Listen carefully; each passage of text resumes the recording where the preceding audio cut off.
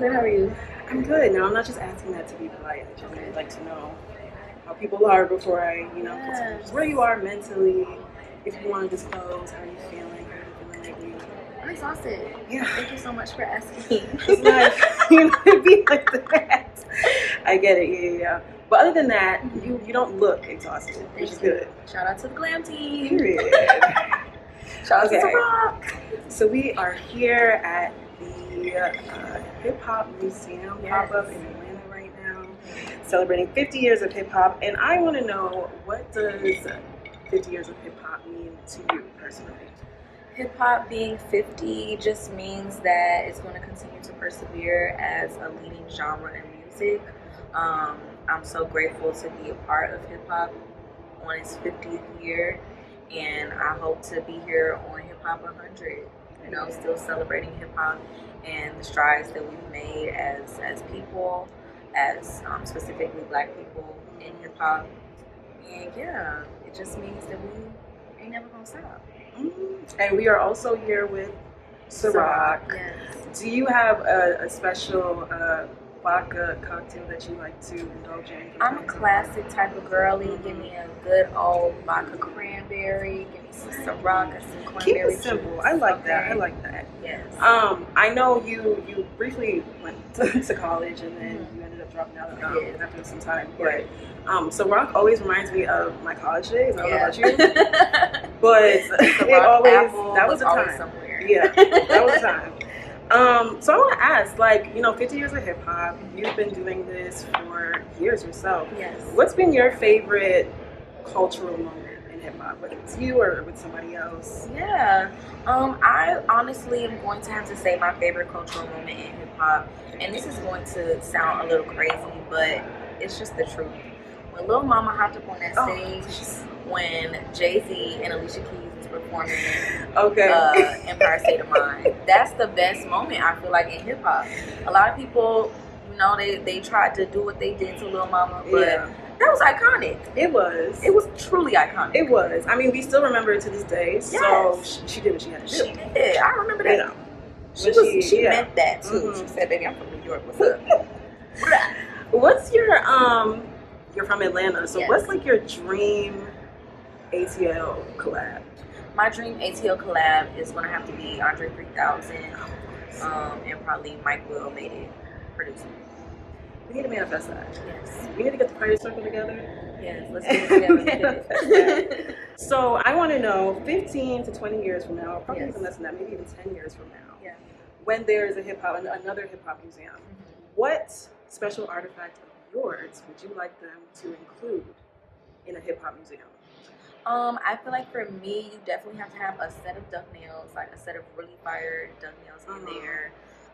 You're gonna have to have like some type of MPC or something to remember, remind the girls Baby Tate was a producer.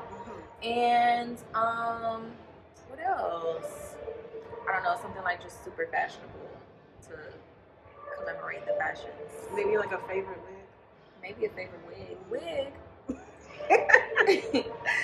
Okay, so I also want to talk about your music. I want to talk about your upcoming EP. Yes. Exploration, the musical. Yes. Now, I know you went to an art school, and you were like a former theater kid. Yes. So I want to know, did that have any influence on this new project? Because it is a musical. Yeah, absolutely. When I was in high school, my teachers were very helpful, growing my talents and my skills. But I had one teacher that was like a really big hater, and he never casted me in any of the musicals that we did. Yeah, we did a musical every single year, and I never got casted because he hated me. And so this is kind of like, I don't know, my own musical. Yeah, my redemption song. I'm singing Sexploration, the musical redemption song. And I also want to talk about like your past EPs. Okay, so Sexploration, I'm sure we can all guess what that's about. Yes. You have past projects, you have girls. You also have boys. Yeah. And now you said this one, Sexploration, it's more of kind of like a combination of both of those projects. Combination. In one. So you recently came out as like pansexual. Yes.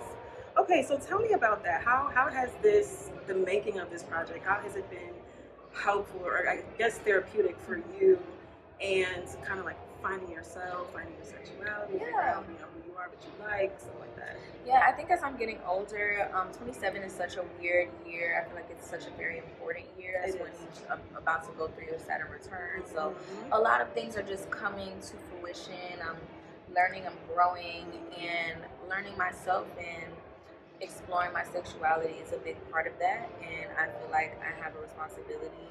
As much as sometimes artists like to be like, oh, I'm not raising y'all kids, y'all need to raise your own kids, we still have a responsibility at the end of the day to, be mindful of what we're putting into our music. And so I just want to be able to create safe spaces that people don't feel like they have to hide and they can just be themselves.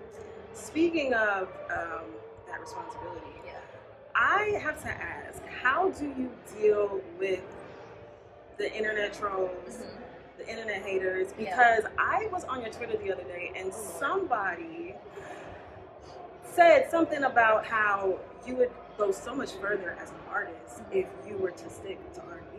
Oh yeah. And you had to check him real quick and be like, been there, done that. Yeah.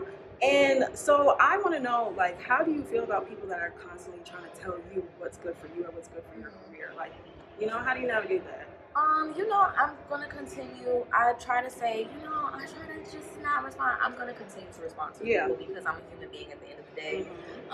But yeah, I am just gonna continue to do what I want to do at the end of the day.